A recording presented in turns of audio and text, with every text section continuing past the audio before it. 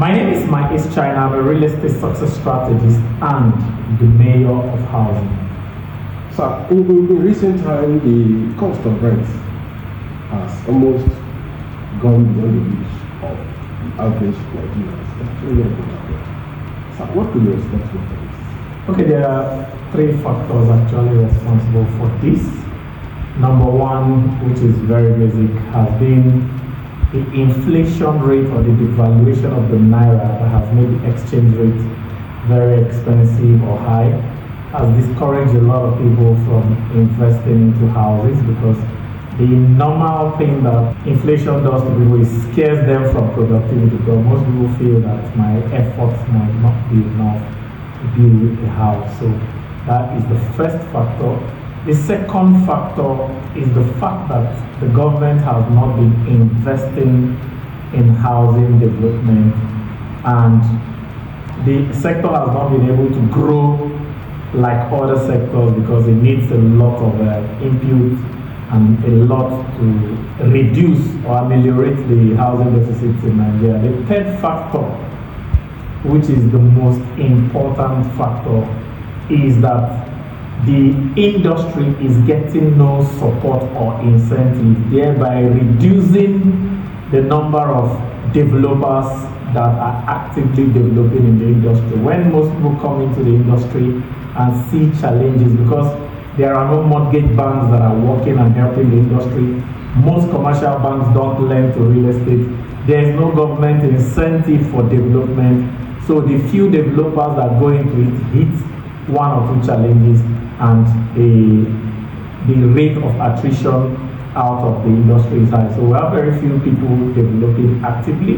We have developers that don't have incentive. If you don't have the kind of grit and tenacity that people like us have, you might not last in the industry. At each time I hear of developers having problems, I feel bad, because the less developers we have, the more scarce the houses, and anything that has to do with scarcity, the prices increase. And these three factors are exacerbated and made worse by the rapidly growing population and the rural-urban migration trend, that if you are in the rural area in Nigeria, this internet age, is as if you are not part of what is happening. And if there is no network in your village, you most likely want to come into the city center so that you can have the network, especially knowing that Nigeria's demography of population has 60% of youth.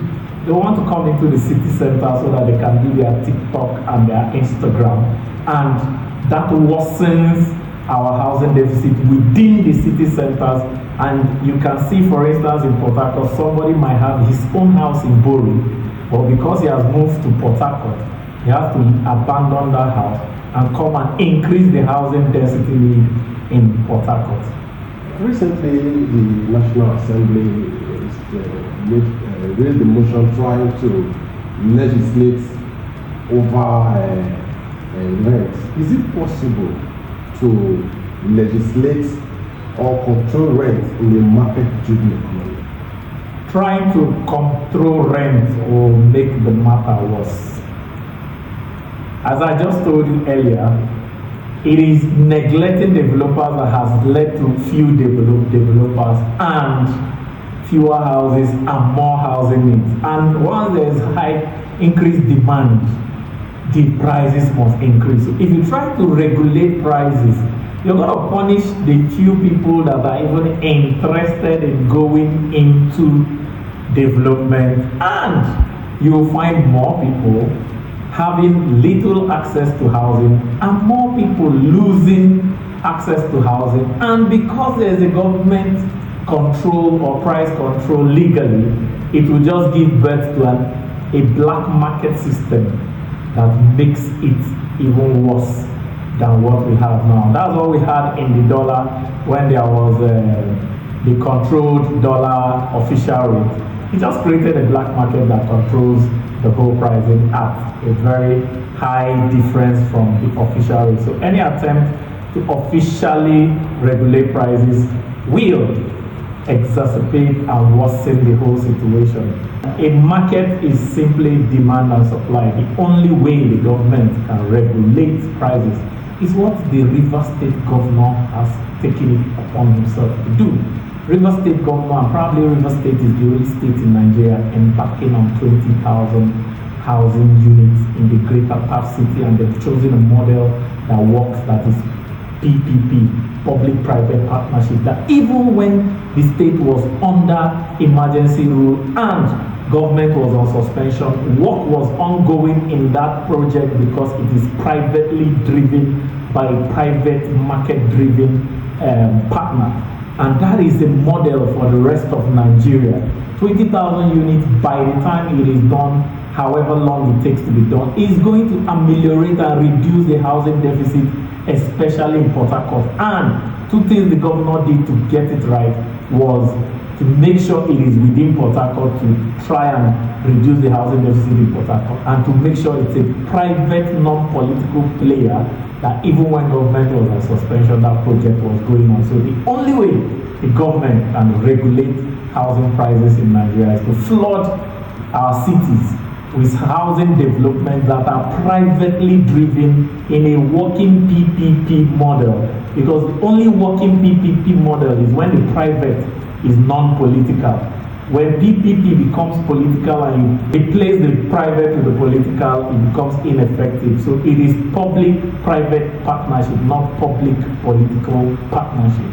And that's the only way. Supply of houses, whatever you need to do to give the developers incentives and flood our cities with houses, the prices will crash naturally. Do you think there's any way landlords can be supported to maintain properties without overburdening the tenants? The only way landlords can be supported and forced not to burden tenants is supply. Even women, and there are very few women, their shakara will increase. There are few landlords, so there are too many tenants chasing too few landlords. So the landlords give you all kinds of conditions, drink money, legal money, this money, that money. They will even probably tell you sow seed in their hands or pay tight money because there are few landlords and they are in demand. If you increase the number of landlords will start begging the tenants. How do you increase the number of landlords? By making incentive in housing very high.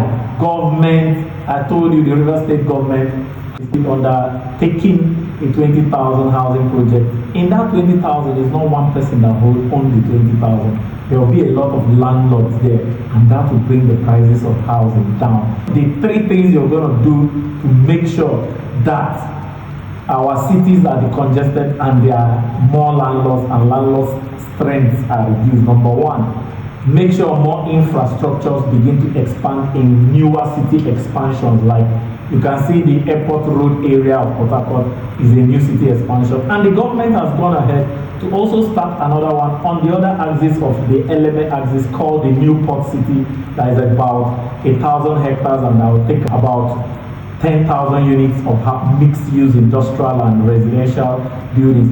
If that project is ready and there is no enabling infrastructure like roads, like even the secretariat that is concentrated at our city center is also not good. There should be branches of the state secretariat so that civil servants can work from LMA, work from Bori, work from different parts, because these infrastructures and parastatals are decongested. Number two, when the government can solve the problem of power in Nigeria, or not the whole of Nigeria, but just industrial parks and free trade zones where power is cheaper and more available than other places, foreign companies will come and start producing building materials locally, thereby buffering the cost of the high exchange rate and making building materials cheaper. But right now you have an industrial A-band that even charges industry higher for power, making and discouraging manufacturers from coming into Nigeria. And thirdly,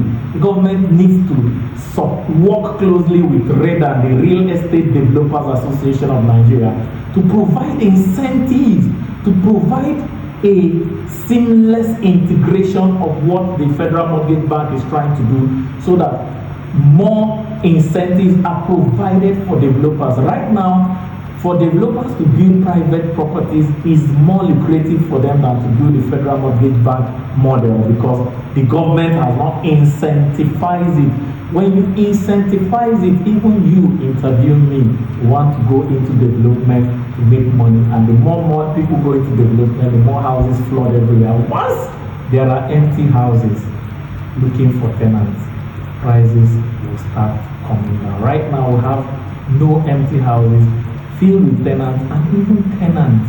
We have a deplorable condition in Nigeria where tenants tell landlords, remove that person, I'll pay you more, because they are so desperate to get this house. And as long as nothing is done, it might get worse.